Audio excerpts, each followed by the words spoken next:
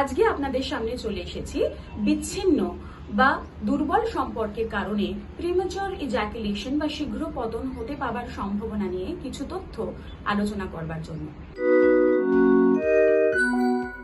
আমার নাম শতদীপা সোম, আমি একজন মনোবিদ এবং যৌন রোগ বিশেষজ্ঞ। প্রিম্যাচুর ইজাকুলেশন বা শীঘ্র পতন এমন একটি অবস্থান যেটি পুরুষদের মধ্যে খুব সহজেই দেখা যায়।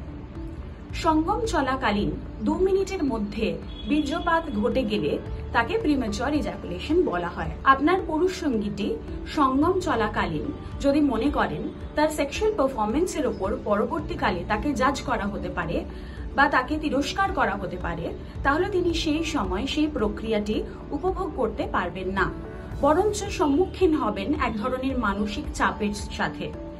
এইটিকে বলা হয় পারফরমেন্স অ্যাংজাইটি এবং এর কারণে প্রিম্যাচুর ইজাকুলেশন হওয়ার সম্ভাবনা আরো বেড়ে যায়। তাই একজন সেক্সুয়াল হেলথ কেয়ার এক্সপার্ট এবং মনোবিদ হিসেবে আমি আপনাদের বলতে চাই যে সেক্সুয়াল ইন্টিমেসি শুধুমাত্র শারীরিক সমস্যা বা শারীরিক কারণে ঘটে এমন নয়, এটি অত্যন্ত মানসিকও।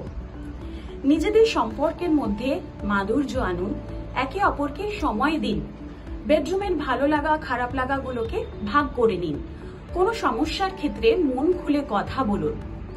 এতে মানসিক সমস্যার লাঘব হয়, ইমোশনাল কানেকশন তৈরি হয় এবং সেলফ কনফিডেন্স আরো বাড়ে, যার ফলে প্রিম্যাচুর ইজাকুলেশনের মতো বিভিন্ন সেক্সুয়াল হেলথ সমস্যার সম্মুখীন হওয়া থেকে বাঁচা যেতে পারে। তাই যাবার আগে আবারও বলতে চাই, মনে রাখবেন, good relationship is equals to good sex. দেখা হচ্ছে আবার পরের ভিডিওতে। ইতিমধ্যে যদি সেক্সুয়াল হেলথ বা যৌন সমস্যা নিয়ে আরো জানতে চান, সেক্সুয়াল কাউন্সিলিং বা মেডিকেল কনসালটেশনের প্রয়োজন হয়, তাহলে অতি অবশ্যই নিচে দেওয়া লিঙ্কে ক্লিক করুন।